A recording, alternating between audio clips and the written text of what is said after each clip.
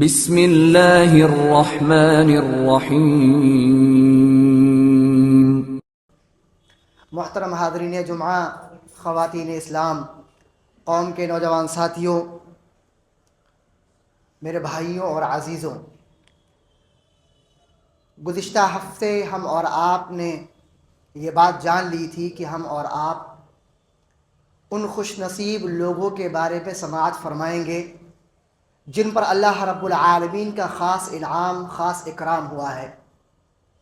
اور وہ خاص اکرام، خاص انعام اور اللہ رب العالمین کی بڑی مہربانی یہ ہے کہ قیامت کے روز جب ہر انسان نفسی نفسی کے عالم میں ہوگا، ہر آدمی اپنے گناہوں کے عوض پسینے میں شرابور ہوگا، ڈوبا ہوا ہوگا، ہر آدمی اس قدر پریشان ہوگا کہ لوگ نبیوں کے پاس جا رہے ہوں گے کہ کسی طریقے سے حساب و کتاب کا سلسلہ شروع کیا جائے۔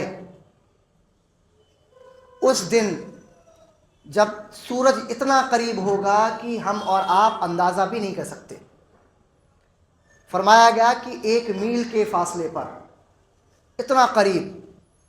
اس دن اللہ رب العالمین نے فرمایا کچھ لوگ ایسے ہیں جن کو اللہ رب العالمین کے عرش کا سایہ نصیب ہوگا۔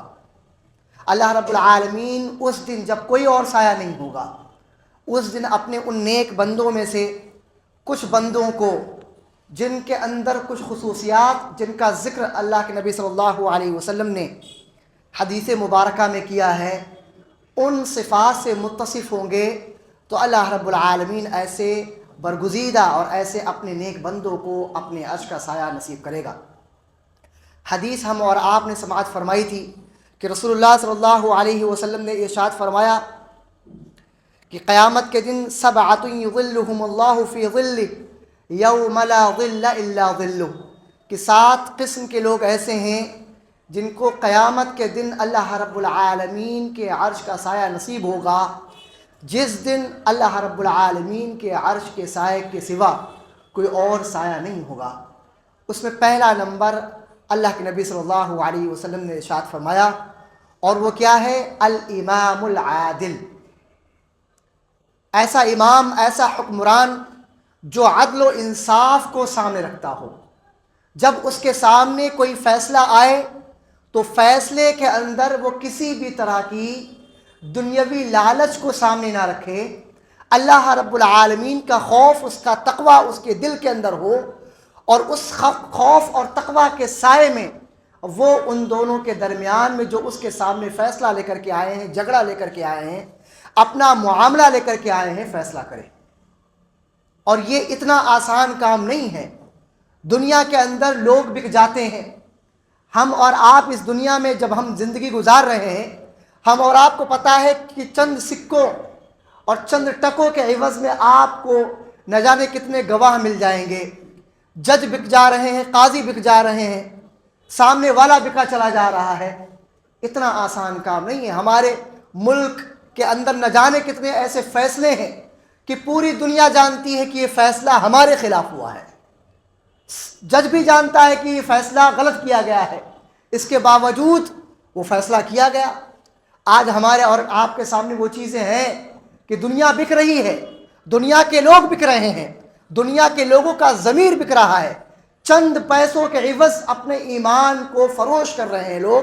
یہ ہمارے اور آپ کے اپنے لوگ ہیں، ہمارے اور آپ کے اپنے ملک کے لوگ ہیں، ہمارے اپنے ملک اور ہمارے اپنے قوم کے لوگ ہیں جو اس طرح کا کام کر رہے ہیں۔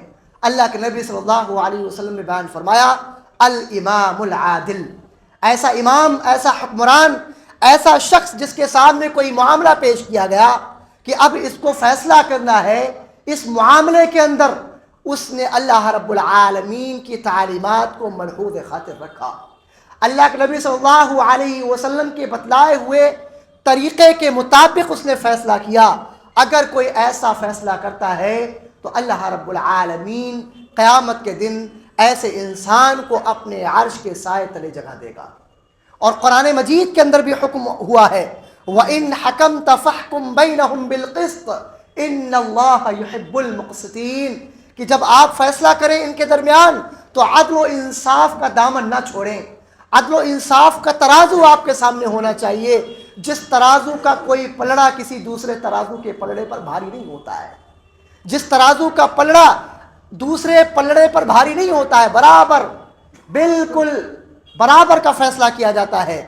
اور اللہ رب العالمین نے اپنی محبت کا اعلان فرمایا ان اللہ یحب المقسطین، اللہ رب العالمین عدل و انصاف کرنے والوں سے محبت کرتا ہے، اللہ رب العالمین محبت کرتا ہے۔ آج ہم لوگوں کی محبت کے محتاج ہیں، لوگوں کی محبت کی منتیں کر رہے ہیں کہ لوگ ہم کو چاہنے لگ جائیں، اور اس کے لیے نہ جانے کیسے کیسے معاملات اور نہ جانے کیسے کیسے واقعات اور نہ جانے کیسے کیسے اعمال ہم اور آپ انجام دیتے ہیں۔ ایک بیوی اپنے شوہر کی محبت کی خواہاں ہے تو نہ جانے شرکیہ اعمال کو وہ انجام دے رہی ہے، اس کو اللہ اور اس کے رسول کی تعلیمات سے کوئی فروغ نہیں۔ ایک بندہ کسی عورت کی محبت میں گرفتار ہے تو اس کو اللہ اور اس کے رسول کی تعلیمات سامنے نہیں ہے، اس کو وہ عورت چاہیے، اس کے لیے ہر ایک قدم اور ہر ایک عمل کرنے کے لیے وہ انسان تیار ہے۔ اس کو پتا ہے کہ یہ عمل وہ اگر کرے گا تو اللہ رب العالمین کی ناراضگی مول لے گا، اس کو یہ پتا ہے کہ یہ عمل رسول اللہ صلی اللہ علیہ وسلم کی زبانی اس عمل کے بارے میں بہت سخت وعیدیں آئی ہوئی ہیں، اس کے باوجود دل کے اندر وہ چیز گھر کر گئی تو ایک انسان وہ عمل بھی انجام دے رہا ہے جس سے اس کا اللہ اور اس کا رسول ناراض ہو رہا ہے۔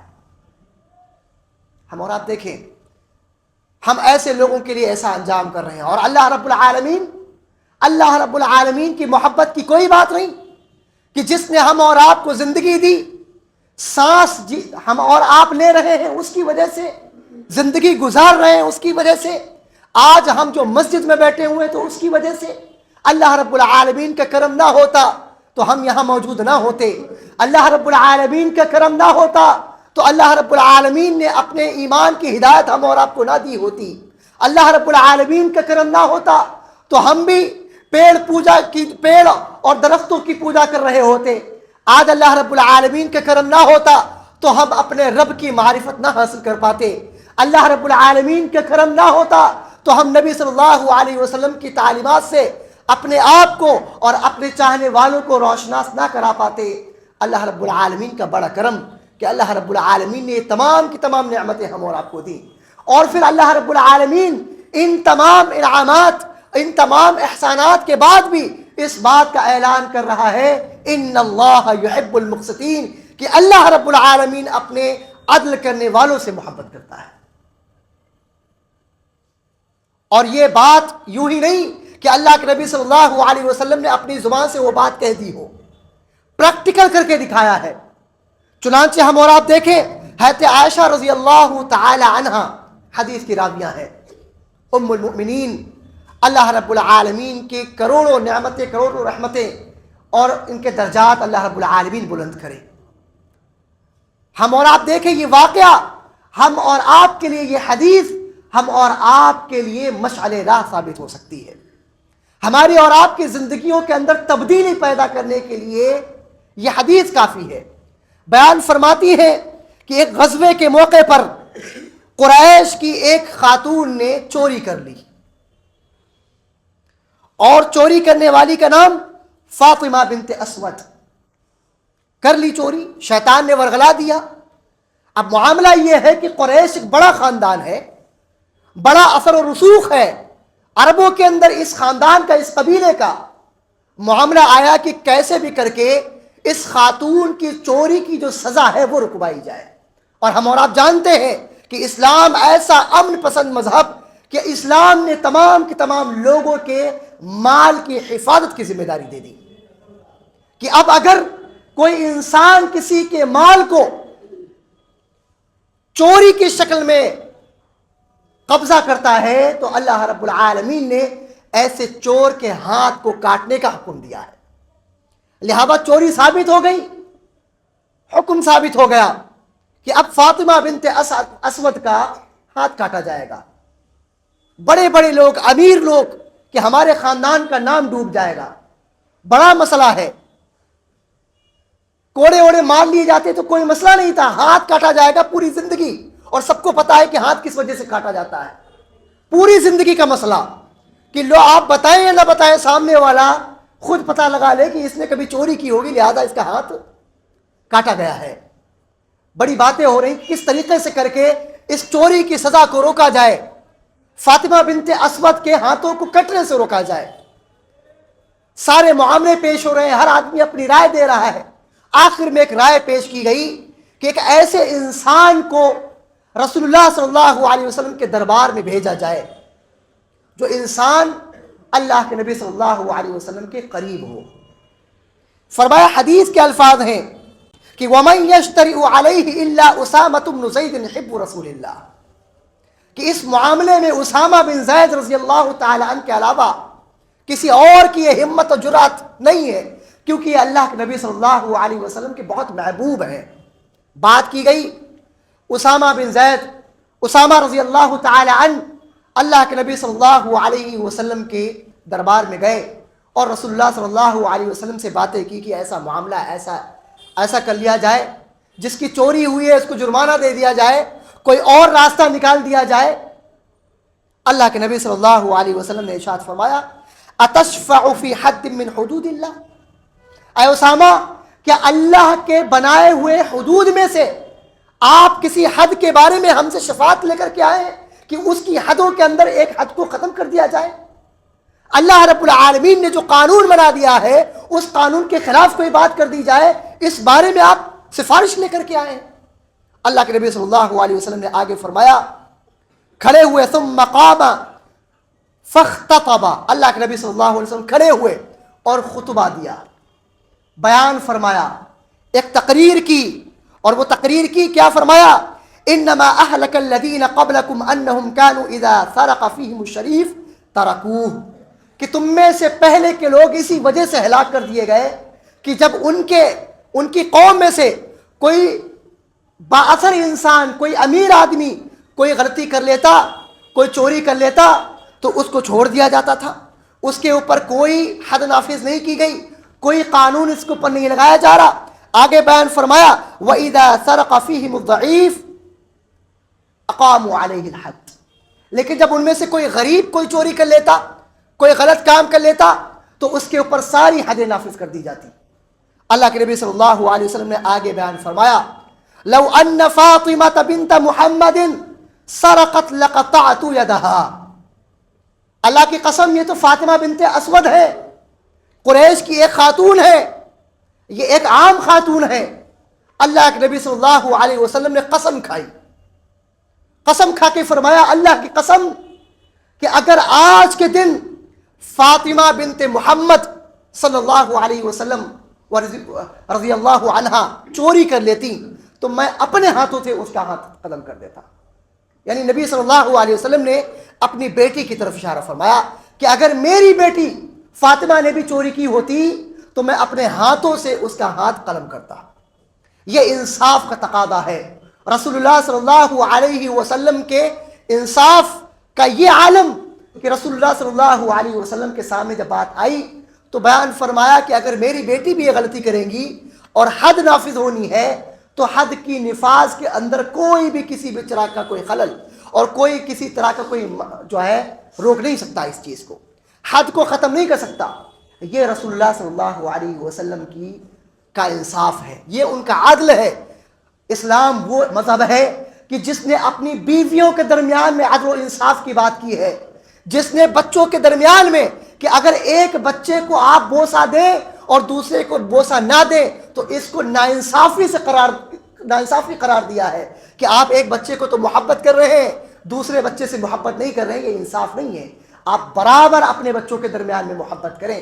آج ہمارا معاملہ تو یہ ہے کہ جب ہمارے اور آپ کے اختیار میں کوئی چیز آتی ہے تو ہم اپنے مطلب کی چیز دیکھتے ہیں۔ باپ کی وفات ہوئی، پراپرٹی ہمارے ہتھے میں آئی، ہم نے سارے کے لوگوں کا معاملہ غصب کر لیا۔ اب بہنوں کا بھی حق نہیں ہے، اب بھائیوں کا بھی حق نہیں ہے۔ بتایا جا رہا ہے کہ بھائی کا حق دے دو، نمازیں پڑھو، نہیں نمازیں بعد میں پڑھیں گے، پہلے بھائی سے نپٹ لیں، پہلے بھائی سے نپٹ لیں پھر نمازیں پڑھیں گے، پھر اللہ رب العالمین نپٹتا ہے ایسے لوگوں سے۔ ہم اور آپ دیکھیں، ہم نے وراثتیں کھائی ہوئی ہیں، ہم لوگوں سے امید، ہم عدلیہ سے امید کی توقع کرتے ہیں کہ ہمارے ساتھ انصاف کیا جائے، ہم اپنے دل پہ ہاتھ رکھیں اور اپنے آپ سے پوچھیں کیا ہم نے اپنے بھائی اور بہنوں کے ساتھ میں انصاف کیا ہے؟ کیا ہم نے اپنے بچوں کے ساتھ میں انصاف کیا ہے؟ نہیں کیا ہے تو ہم کسی اور سے امید کیا کریں؟ خود ہم گناہ میں شامل ہیں اور ہم پوری دنیا سے چاہتے ہیں کہ وہ گناہ نہ کرے، تو کیسے ممکن ہے یہ چیز؟ اللہ کے نبی صلی اللہ علیہ وسلم نے فرمایا الامام العادل، عدل کرنے والا، بہت سچا پکا عدل کرنے والا، یہی اللہ رب العالمین کے عرش کے سائے تلے جگہ پائے گا۔ اگلا اللہ کے نبی صلی اللہ علیہ وسلم نے فرمایا اگلا شخص کون سا ہے؟ اگلے کون سے شخص ہیں جن کے اندر وہ عبادت، وہ خصلت پائی جائے، وہ عادت پائی جائے تو اللہ رب العالمین کے عرش کے سائے تلے وہ جگہ پائیں؟ فرمایا وَشَابٌ نَشْأَ بِعِبَادَةِ اللَّهِ، ایسا انسان جس کی نشو و نما اللہ رب العالمین کی عبادت میں ہوئی ہے، جو پروان چڑھا ہے اللہ رب العالمین کی عبادت میں، جس کی نوجوانی اللہ رب العالمین کی عبادت میں گزری ہو، ایسا شخص۔ آج ہم اللہ رب العالمین نے ہم اور آپ کو نوجوانی دی ہے تو ہم دنیا کے تمام گناہ کرنے کی کوشش کرتے ہیں، محنت کرتے ہیں گناہ کرنے کے لیے۔ اللہ کے نبی صلی اللہ علیہ وسلم فرمایا کہ وہ نوجوان جس کی نوجوانی، جس کی جوانی اللہ رب العالمین کی عبادت میں گزری ہو، اس کی نشو و نما اللہ کی عبادت میں ہوئی ہو، جو پروان اللہ رب العالمین کی عبادت میں چڑھا ہو، ایسا شخص بھی اللہ رب العالمین کے عرش کے سائے تلے جگہ پائے گا۔ اور اللہ رب العالمین نے یہ بتایا ہے، کر کے دکھایا ہے۔ ہم سورہ کہف کو پڑھتے ہیں، اصحاب کہف کون ہے؟ کوئی نہیں جانتا۔ یہ وہ نوجوان تھے کہ جو اللہ رب العالمین کی رضا کے لیے، جنہوں نے اپنے گھر بار کو چھوڑ کر غار میں پناہ لی، اللہ کے ایمان کو بچانے کے لیے، اللہ کی توحید کو بچانے کے لیے۔ یہ لوگ دنیا داری سے اپنے آپ کو انہوں نے کاٹ لیا کہ ہمارے ایمان کے اوپر آنچ نہیں آنی چاہیے، چاہے ہم کو آبادی سے دور جا کر رہنا پڑے۔ اور اللہ رب العالمین نے قیامت تک کے تمام لوگوں کے لیے ان لوگوں کو مثال بنا کر کے پیش کیا۔ آج جمعہ کا دن ہے، ہم جانتے ہیں کہ جمعے کے دن سورہ کہف پڑھی جاتی ہے۔ جو لوگ پڑھتے ہیں، جب سے یہ معاملہ ہوا ہے آج بھی پڑھا جا رہا ہے، جب تک قرآن باقی رہے گا ان لوگوں کا ذکر خیر باقی رہے گا۔ یہ نوجوانی کا عالم ہے، کسی کو نہیں پتا کیا نام تھا، کیسے تھے، کوئی انبیاء کرام نہیں تھے، عام انسان ہمارے اور آپ کی طرح، لیکن اللہ رب العالمین کی توحید کی لو ان کے دلوں کے اندر جل رہی ہے، اللہ رب العالمین کا تقویٰ ان کے دلوں کے اندر ہے، اللہ رب العالمین کا خوف ان کے اندر ہے۔ ان کو ڈر ہے کہ کہیں ایمان سے وہ پھر نہ جائیں، ان کے ایمان کے اندر کمی نہ آ جائے، ان کی توحید میں خلل نہ پڑ جائے، لہذا وہ آبادی سے دور چلے گئے۔ اور اللہ رب العالمین نے آج تک اور قیامت تک ان کا ذکر خیر باقی کر رکھا ہے۔ ہم اور آپ اگر اللہ رب العالمین کی عبادت میں اپنی نوجوانی گزاریں، اپنی جوانی گزاریں، تو اللہ رب العالمین ہمارے اوپر بھی رحمتوں کی بارشیں کرے گا، ہمارے اوپر بھی اپنی مہربانیاں کرے گا۔ اس کا کرم ابھی بھی باقی ہے، اس کا کرم قیامت تک، قیامت کے بعد ہمیشہ ہمیشہ باقی رہنے والا ہے۔ یہ اللہ رب العالمین کی ذات ہے۔ اور ہم اور آپ جان لیں، رسول اللہ صلی اللہ علیہ وسلم کی حدیث، فرمایا رسول اللہ صلی اللہ علیہ وسلم نے لا تزول قدم ابن آدم یوم القیامت من عند ربی حتی یسأل عن عمره فیما افناہ وعن شبابہ فیما ابلاہ۔ قیامت کے دن کسی بھی بندے کے قدم ہلیں گے نہیں جب تک اس سے سوال نہ کر لیا جائے اس کی عمر کے بارے میں، کہ اللہ رب العالمین نے جو آپ کو ایک 60-70 سال کی جو زندگی دی تھی، جو عمر دی تھی، وہ آپ نے کہاں گزاری، اور آپ کو جو جوانی دی تھی اس جوانی کو آپ نے کہاں خرچ کیا۔ ہم اور آپ ان دو سوالوں کے جواب دینے کے لیے تیار ہیں۔ ہم کو تو 2 سال پہلے کی خبر نہیں ہے، 2 مہینے پہلے آج کے دن کیا کھایا تھا وہ بھی خبر نہیں ہے۔ اگر عام چیز ہوگی، دعوت ہوئی ہو تو کوئی الگ مسئلہ نہیں، وہ یاد رہتا ہے، گھر میں کیا پکا تھا نہیں اندازہ رہتا ہے۔ تو ہم اور آپ پوری زندگی کا جواب کیسے دیں گے؟ ہے کوئی اس کا حل؟ کوئی شارٹ کٹ ہے اس کا؟ کوئی شارٹ کٹ نہیں ہے، مکمل تیاری۔ رسول اللہ صلی اللہ علیہ وسلم نے بیان فرمایا، حدیث کے راوی عبداللہ ابن عباس رضی اللہ عنہ کیا فرماتے ہیں، اغتنم خمسا قبل خمس، 5 چیزوں، 5 نعمتوں کو، ان نعمتوں کے چھن جانے سے پہلے آپ غنیمت سمجھو۔ اور پہلی چیز کیا؟ فرمایا شبابک قبل حرمک، اپنی نوجوانی کو آپ غنیمت سمجھو، اس کی قدر کرو قبل اس کے کہ بڑھاپا آپ کے اوپر آ جائے، قبل اس کے کہ بڑھاپا ہمارے کے اوپر آ جائے۔ اپنی جوانی کے دنوں کو اب ہم غنیمت سمجھیں، ان کو صحیح طور پر استعمال کریں، تب ہم کامیاب ہونے والے لوگ میں سے ہیں، ورنہ کامیابی اتنی آسان نہیں ہے۔ تیسرا شخص وہ رسول اللہ صلی اللہ علیہ وسلم نے بیان فرمایا، وَرَجُلٌ قَلْبُهُ مُعَلَّقٌ فِي الْمَسَاجِدِ، ایسا انسان جس کا دل مسجدوں میں اٹکا ہوا ہو، لٹکا ہوا ہو، کہ ایک نماز ہوئی، اب وہ گھر جا رہا ہے لیکن اس کو اس بات کی فکر ہے کہ اگلی نماز کب ہوگی، اس کو فکر ہے اس بات کی۔ ہمارے یہاں معاملہ کیا ہے؟ بارہا دیکھنے میں ملتا ہے جماعتوں پہ جماعتیں بن رہی ہیں، نماز ہو گئی، اس کے بعد ایک اور جماعت بنی، اس کے بعد ایک اور جماعت بنی، بالکل ہلکے میں لے کے رکھا ہوا ہے۔ رسول اللہ صلی اللہ علیہ وسلم کی حدیث کیا ہے؟ رحمت للعالمین کا فرمان کیا ہے؟ میرا دل چاہتا ہے کہ میں کسی کو نماز کا حکم دوں، اور جو نماز میں پیچھے رہ گئے ہیں، جنہوں نے جماعت کے ساتھ میں نماز نہیں پڑھی ہے، ان کے گھروں کو آگ لگا دوں جا کر کے۔ یہ کس کا ارشاد ہے؟ جو تمام کی تمام مخلوق کے لیے رحمت بنا کے بھیجا گیا ہے۔ اتنا سخت ترین جملہ، اور ہمارے یہاں ہم نے اس کا بھی شارٹ کٹ نکال لیا کہ تم ہو کے آ جاؤ، اس کے بعد ہم اپنی جماعت بنا لیں گے، تم چلے جانا، اس کے بعد ہم اپنی جماعت بنا لیں گے۔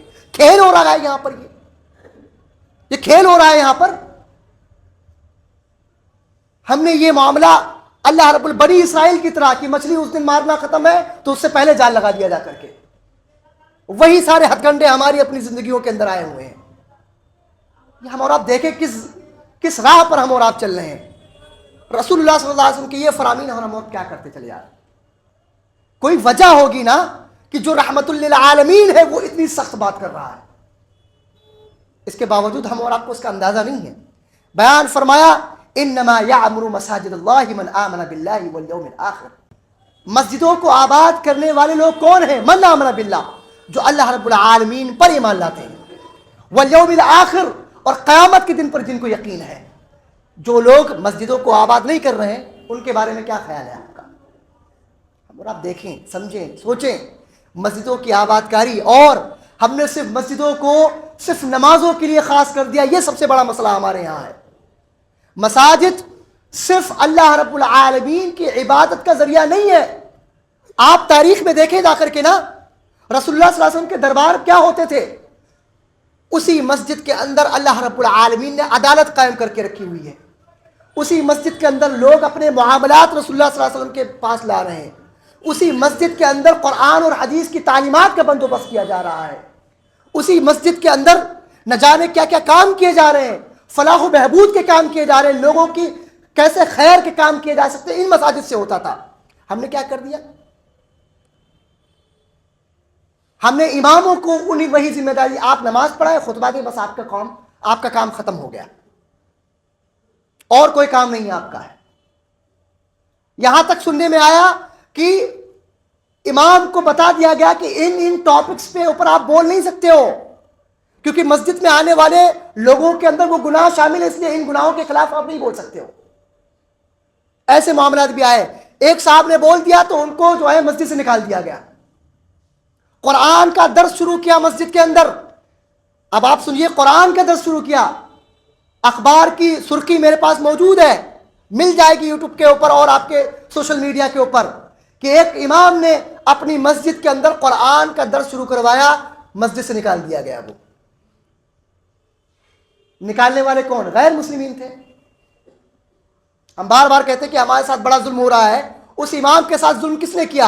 اور اللہ کے کلام کے ساتھ ظلم کس نے کیا؟ کس نے کیا یہ ظلم؟ یہ ہم اور آپ نے کیا ہے۔ یوٹیوب کے اوپر اور سوشل میڈیا کے اوپر ایسی ویڈیوز موجود ہیں جہاں پر کہا کیا جا رہا ہے کہ آپ قرآن کو ترجمے کے ساتھ نہیں پڑھ سکتے ہیں، آپ گمراہ ہو جائیں گے۔ انہیں پتا ہے کہ جس دن آپ نے قرآن کو ترجمے کے ساتھ میں، بہتر ہے کہ آپ کسی عالم کی نگرانی میں پڑھیں، لیکن پڑھے تو صحیح، یہ ترجمہ کس کے لیے بنایا گیا ہے؟ عالموں کو تو عربی آتی تھی، اردو میں، انگریزی میں، رومن میں، ہندی میں، یہ ترجمے کس کے لیے کیے گئے ہیں؟ عوام کے لیے نا۔ ان کو پتا ہے کہ جس دن عوام نے اس پر عمل کرنا شروع کر دیا، اس دن یہ شرک کے اڈے بند ہو جائیں گے، یہ نیازیں بند ہو جائیں گی، یہ خرافاتیں بدعات بند ہو جائیں گی۔ ان کو پتہ ہے کہ اگر ہم نے یہ کام کر دیا ہمارا پیٹ پلنا بند ہو جائے گا، ہماری بیعتیں بند ہو جائیں گی، جو کہ نام پر لوگوں کو ورگلایا جا رہا ہے، کچھ بھی کروایا جا رہا ہے۔ اس طرح کے معاملات، اس طرح کے لوگ ہماری سوسائٹی میں رہتے ہیں، جنہوں نے قرآن سے دور کر دیا ہے، جو خود نہیں پڑھتے اور پڑھنے بھی نہیں دیتے ہیں، نہیں پڑھنے دیتے ہیں وہ لوگ۔ اور ان سے زیادہ ظالم کون ہو سکتا ہے؟ ہم غیروں سے کیا شکوہ کریں؟ تو ادھر ادھر کی نہ بات کر، یہ بتا کہ قافلہ کیوں لٹا؟ مجھے رہزنوں سے گلا نہیں، تیری رہبری کا سوال ہے۔ مجھے رہزنوں سے کیا گلا ہے؟ آپ کو پتا تھا کہ وہ ہمیں لوٹنے والے تھے، ہمارے رہبروں نے ہمیں لوٹ لیا، ہمیں پتہ ہی نہیں کہ کون کیا کر رہا ہے کیا نہیں کر رہا ہے، ہم بھی نہیں جاننا چاہتے ہیں، ہم بھی ان سے سوال نہیں کرنا چاہتے ہیں، کیونکہ سوال کریں گے تو ہم ہو سکتا ہے ہمیں گمراہ کر دیا جائے، ہمیں گمراہ کہہ دیا جائے۔ تو اللہ کے بندو، قرآن کو ترجمے کے ساتھ پڑھنا شروع کرو۔ جن نوجوانوں نے پڑھا ہے ان کی زندگیاں تبدیل ہو گئیں، جن نوجوانوں نے پڑھا ہے ان کے یہاں سے بدعات ختم ہو گئے، جن نوجوانوں نے اس قرآن کو سینے سے لگایا ہے ان کی زندگیوں کے اندر اللہ رب العالمین نے برکتیں ڈالی ہیں۔ ان برکتوں کو حاصل کر لو، پکڑ لو، لے لو، قیامت کے دن یہ قرآن انشاءاللہ آپ کے لیے سفارش کرنے والا بنے گا۔ اللہ رب العالمین سے دعا ہے کہ اللہ رب العالمین ہم تمام کے تمام لوگوں کو ان باتوں پر عمل کی توفیق عطا فرمائے۔